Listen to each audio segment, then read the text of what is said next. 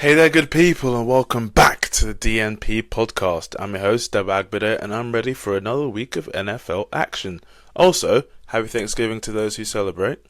This episode will discuss what happened to the Eagles after their devastating loss to the Cowboys, also the first NFL start for the much talked about Shedeur Sanders, and as we'll do every week, picks for 6 games in the weekend against the spread in our Pick 6.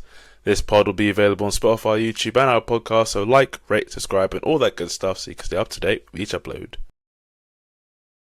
Alright, let's start with the Philadelphia Eagles and what happened on Sunday as they blew a 21-0 lead over the Dallas Cowboys to lose 24-21 and leave many questions over whether this is the moment they fall away.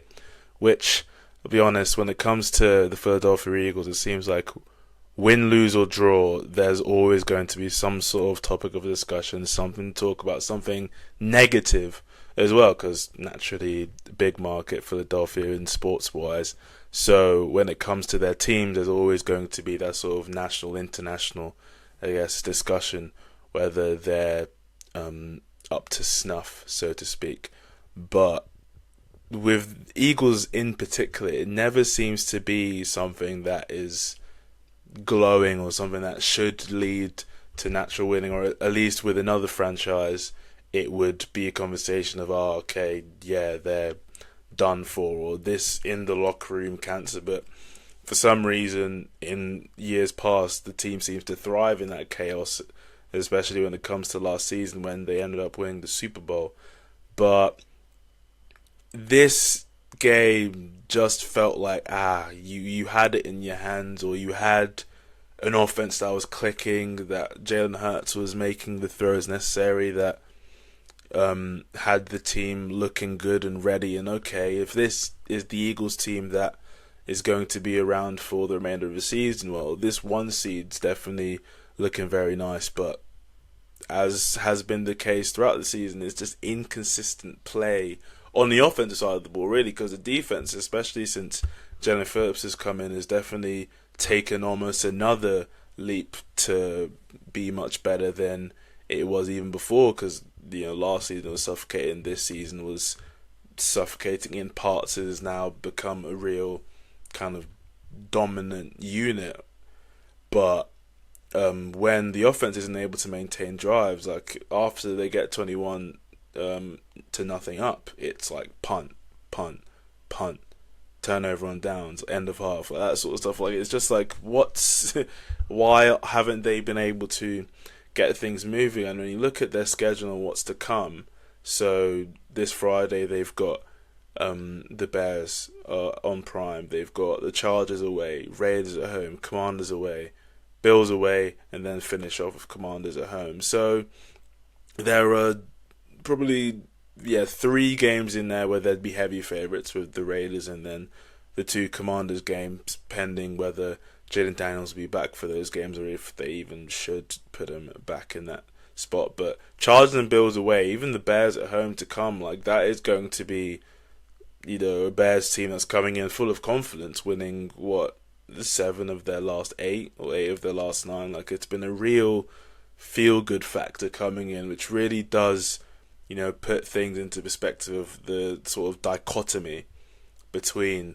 the 2 teams, where the Bears are coming in with great vibes, like, everything's good, everything's rosy, and the Eagles are coming in, we just, blew a big lead to a division rival, especially. They can't be going in to the game feeling great about themselves, at least in the offensive side of the ball. And I think the big, that's the kind of the initial points I wanted to make coming into this section, is that one glaring disappointment, or one glaring, I want to say, reason I would put to why this Eagles offense, despite having many of the same players and hiring their offensive coordinator in-house, so he was around last year and was playing enough of parts where they felt he would be able to continue this and slot into that offensive coordinator role effectively.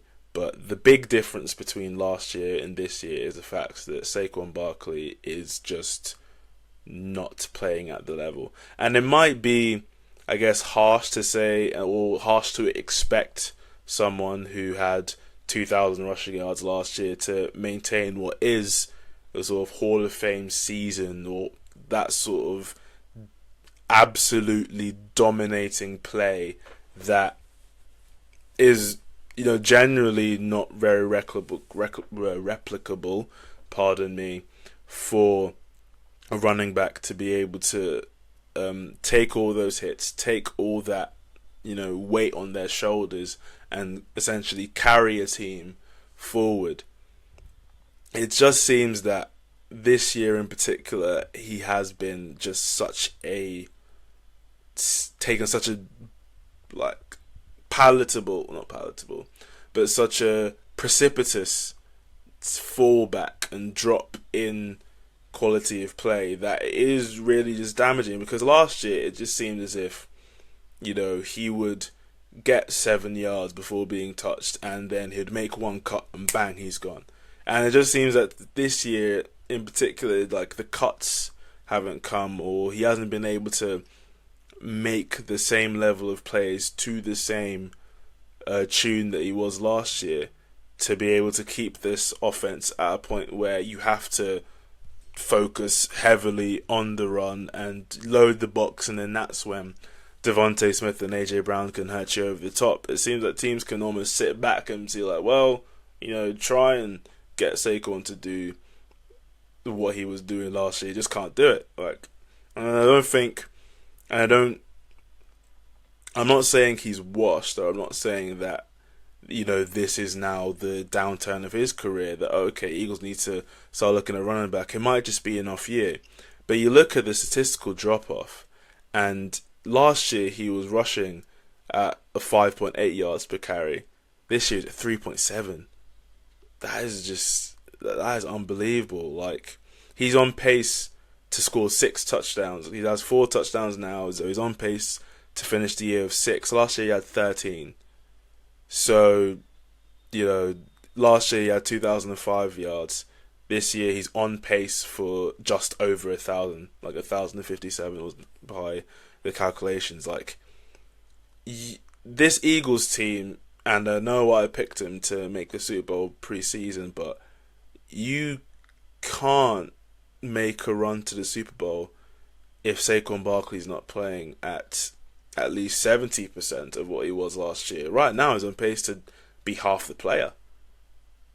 Like, that is just not something that can lead this Eagles team in particular, the way they're constructed, the way they're built, the way they're feeling now, because, again, AJ Brown goes into whatever Twitter or whatever social media that he decides to make his point across, that probably does seem like it's heading to a divorce at some point in the off season, because it's just not, it can't possibly lead to consistent winning over the years, especially now with Devontae Smith definitely probably getting more run in games past, and the much more controllable contract, or I guess much less vocal out there, so at least on the outside looking in, the team can seem much better than they are. But for this season and for the 2025 Eagles, it is difficult to imagine that they can make a run similar to what they did last year, or even close, right? Because you remember the 2023 where they started 10-1, so even better than they started this year, and they fall away, lose 6 of their last 7, one and done in the playoffs after a Super Bowl appearance. And it seems like this year may be leading more towards that direction, and that finale to the story of their year, as opposed to what it was last year. Because like Saquon playing half to the level that he was last year statistically, and kind of putting it all in Jalen Hurts' hands, it just seems like this Eagles team just isn't going to make the same headway. And it's tough because my other Super Bowl team was the Ravens. So, first year doing a podcast, you think, let me get myself on the map to say the right things, and okay, at least they'll get him.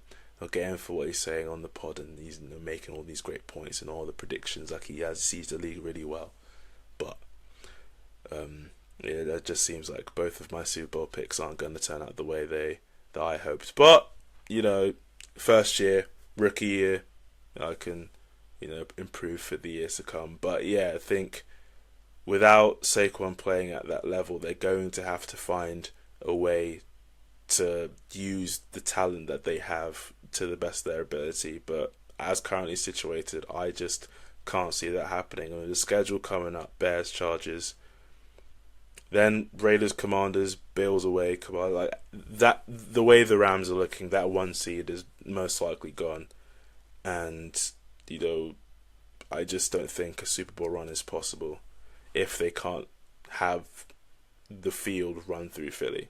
But we'll wait and see. But as they're currently looking on offense, that offense isn't going to be able to take them where they want to go. That's for damn sure. Moving on to one of the biggest stories coming out of Sunday, and a flashback to one of the first topics I brought up on the podcast in episode 1. Oh yeah, here we are, episode 16. Let's go.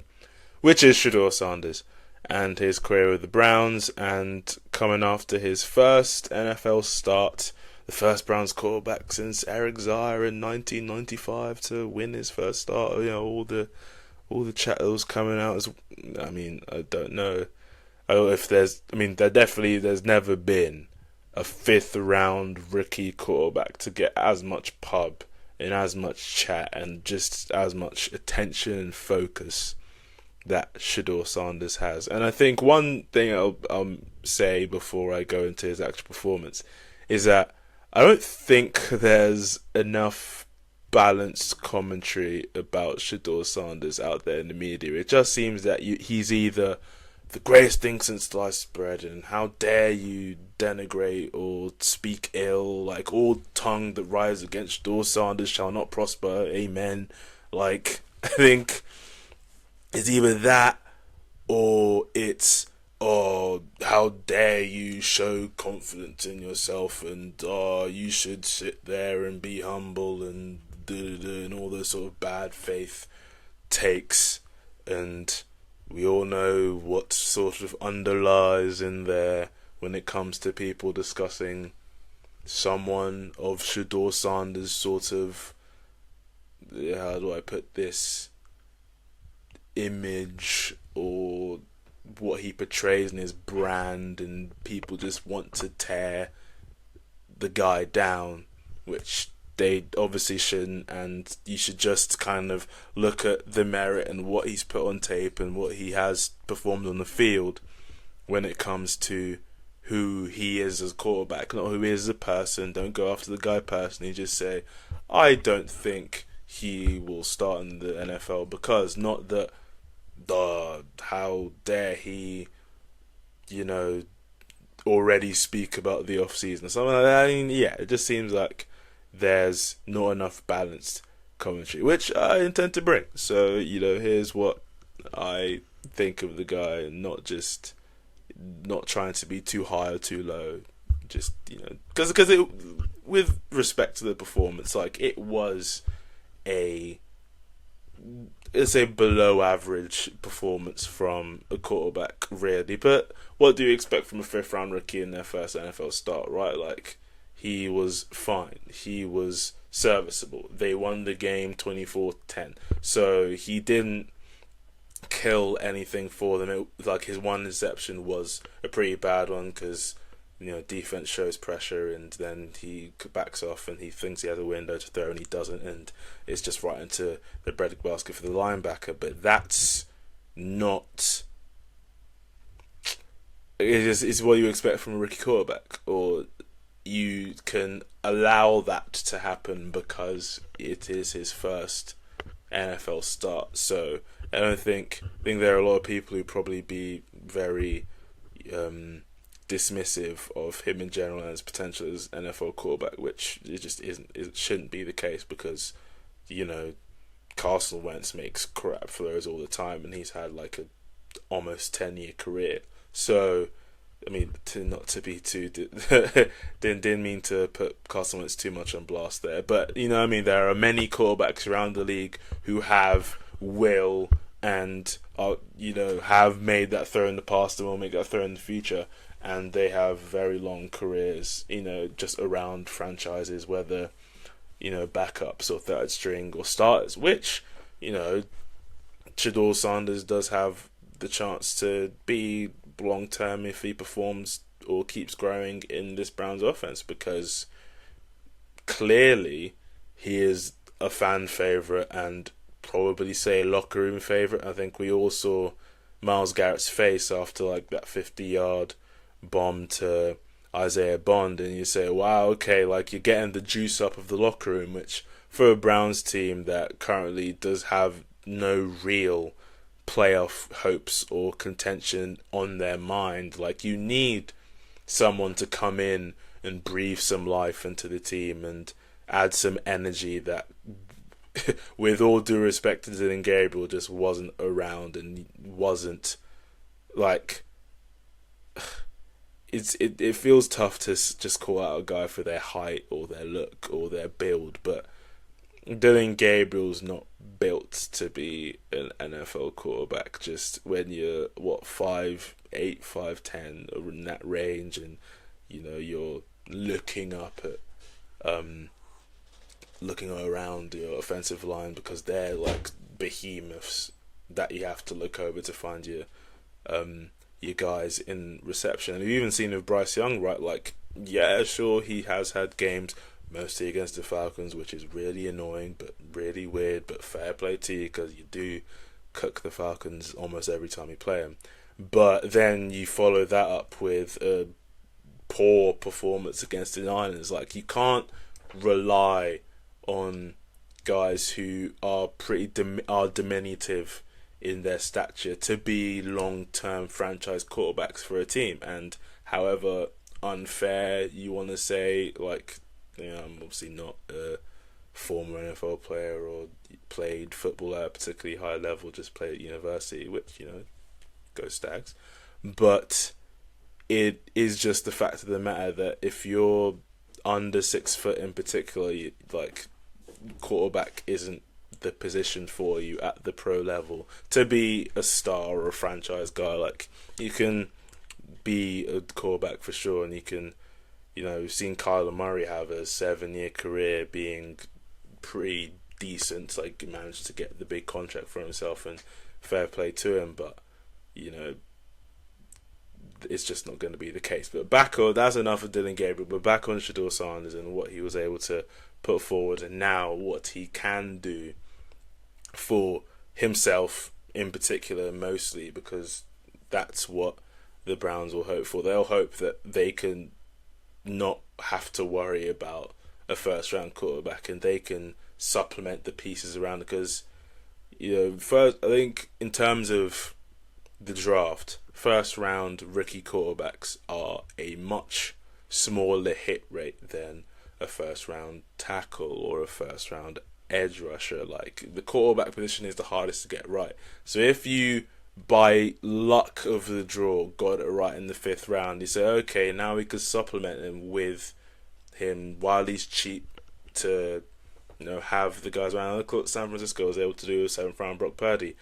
Obviously, they traded a lot of first round picks, but they were still able to pay, you know, Ayuk, however that situation's gone, but pay Fred, Bosa, Kittle, like, all the guys were taken care of because they had the quarterback right by luck of the draw at a cheapest cost possible. Like, if the Browns want someone in-house, and at this moment the only potential long-term answer is Shador, if he's able to prove that he's got the 49ers this coming weekend and the games going forward, then okay, we'll be like, let's supplement Shador and let's, while he's cheap, like, let's go now, because when you've got a guy like Myles Garrett, and is actually a point that I think needs to be made on its own and given its own main focus.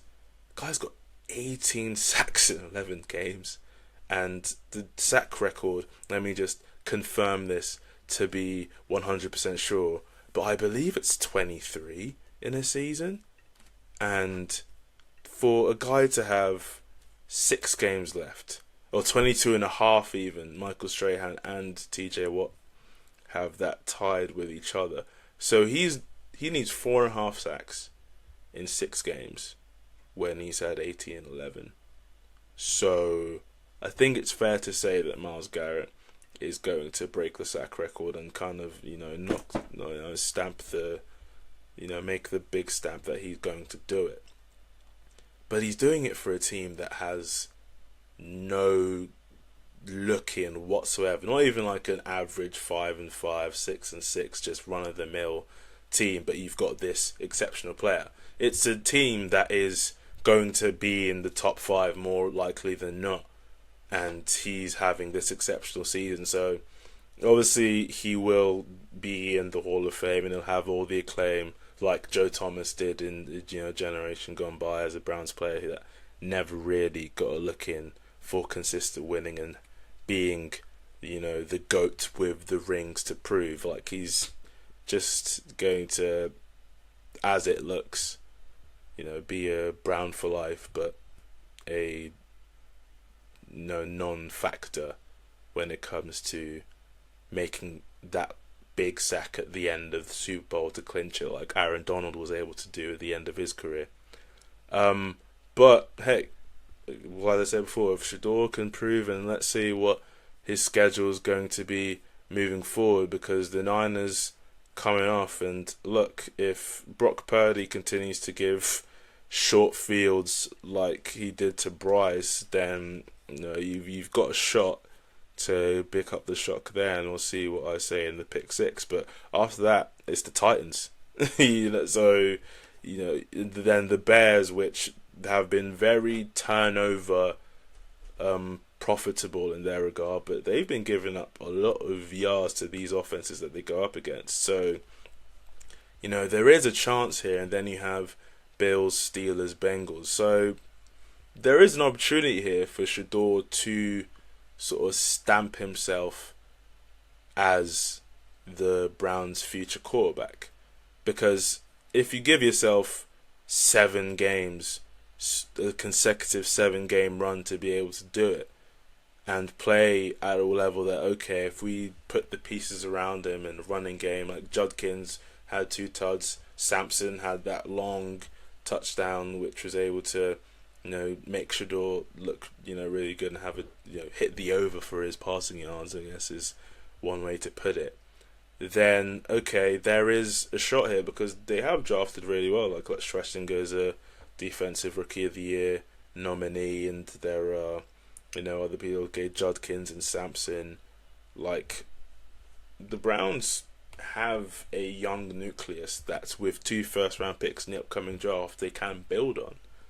So, look, Shador Sanders, there's a chance here. Can you do it? I mean, I certainly hope so for your sake, because I like confident and confident brothers out there at quarterback position. It's a great sight to see. So, I'd love it if you're able to do it, but the odds are stacked against you. You just got to go out there and prove it. So, let's see, big dog. But, 7 games.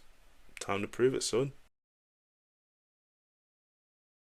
Alright, it's time for my favorite part of the pod and yours. It's time for the pick 6. Yes, the pick 6 every week, where I pick 6 games against the spread over the upcoming weekend, and hopefully get them right and just look good in the process in terms of predicting. And last week made me look a lot better than I have in the past, because I went 4-2, which, considering against the spread, most people do 3, do 4, do 5. I did 6, which, is really putting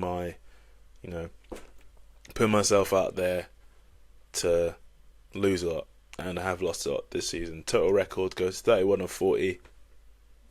First year doing it. But, coming on strong. It's a good week, and, the more good weeks go above 500, have a head above water, which is, I guess, which is just the goal for this season now, is to actually just be above 500 because they've been pretty far behind it this whole year. So got 6 weeks, no, week 13. So got 6 more weeks of games to get myself 500, get that 9 deficit to be taken over 6 opportunities. So let's do it. Recapping last week, had Browns +4 at the Raiders, of course. Come on, we all saw the Raiders on the Monday night against the Cowboys, and then going into a short week, the buzz of the Browns and just the Browns defense in general being able to just siphon like us. Yeah, the Raiders O-line's like a sieve. It's like in the 10 sacks they got on Sunday. So the fact that the Browns were underdogs surprised me, and I jumped at the opportunity and I got it. So brilliant. Next up, Bears -2.5 against Steelers. Again, Bears come in with great run of form against Steelers team that had Mason Rudolph starting. So it just seemed as if, all things lent Bears -2.5, and they got the point. They got the win. So brilliant. They got the cover as well, which is what we're after. We like, good teams win, great teams cover. Cheers, Bears. Speaking of great teams not covering, Patriots -7.5. Hello, Flacco's last game. Drake throwing a pick 6. What we doing?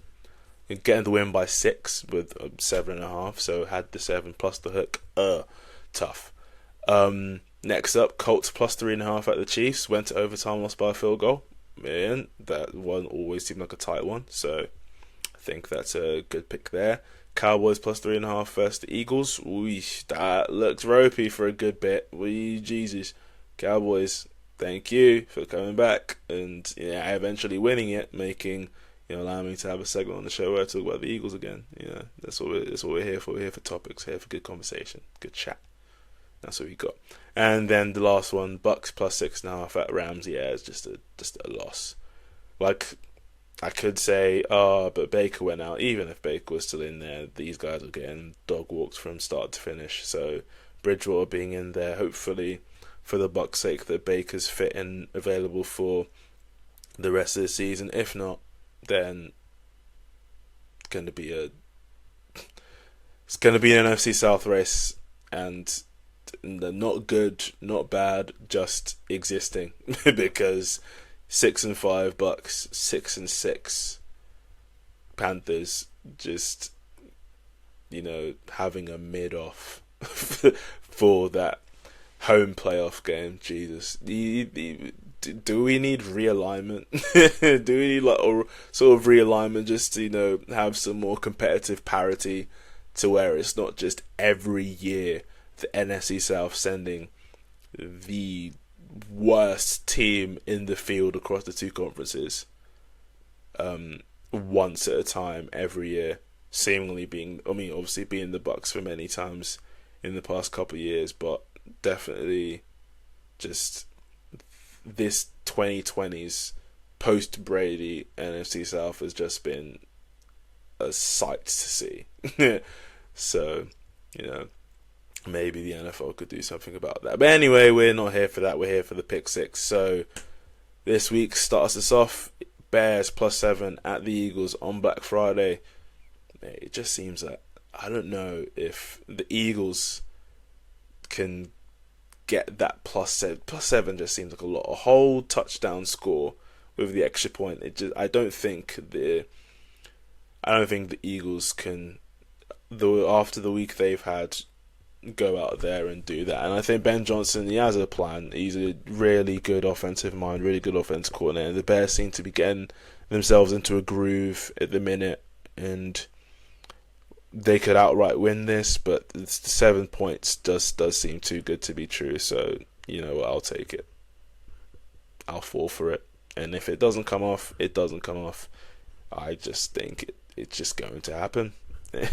I saw this kind of like the Browns last week +4. That seems a bit steep, so I'll just take it, and there we are. Speaking of the Browns, +5.5 at home to the Niners.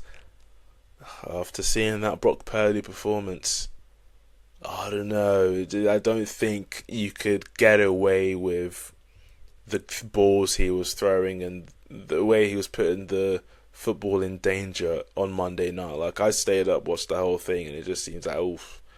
Like, and the fact that the weather forecast is saying snow for this game as well. So, the last time that Brock Purdy went to Cleveland with inclement weather and faced a steely Browns defense, they lost the game. So, I think that could happen again. So 5.5 seems like I'll take those points, and I'll take the Browns being able to cover in this one. Whether get the win, but the cover I think is a near guarantee, so I'll take it. Texans plus 4.5 at the Colts. Ooh. Yeah, that Texas defense.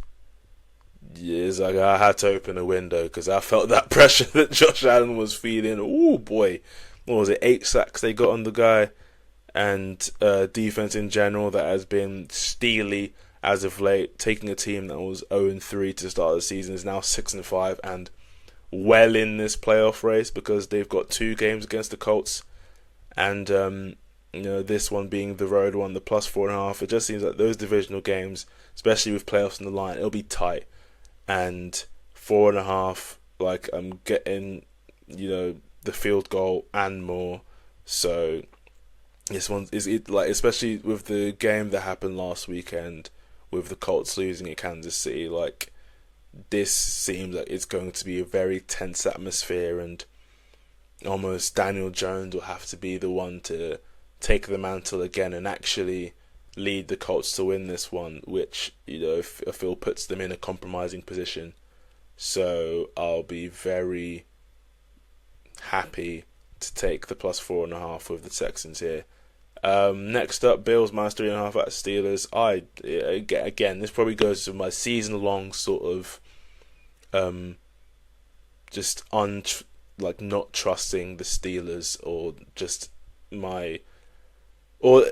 not just mine, to be honest, but even generally, the fact that the Steelers just every year tread water and don't take the heights moving forward or get much worse. They're just at an even keel, pardon me, but 9-8, 10-7 team, and I feel like we're leaning close to the 9-8 factor. So the Bills coming in with the extra rest coming off a Thursday nighter.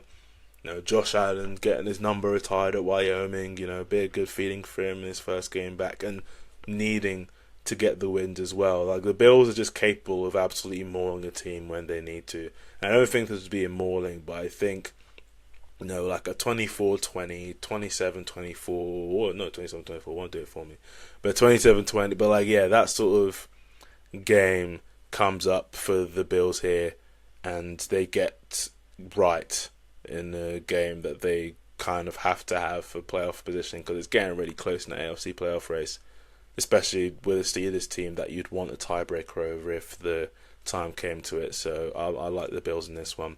Next one, big line, Seahawks minus 11.5 home to the Vikings.